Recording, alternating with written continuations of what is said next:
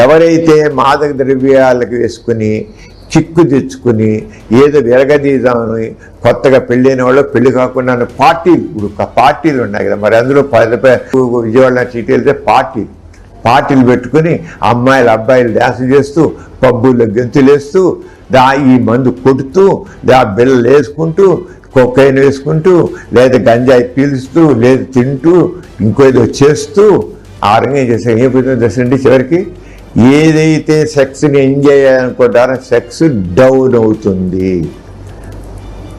రేపు పెళ్ళాక డల్ మొత్తం పెళ్ళైన వాళ్ళు వేసుకున్నా సరే లైంగిక పటుత్వం పోతుంది. గుర్తుంచుకోండి, ఎవరైనా సరే చెబుతున్నాను.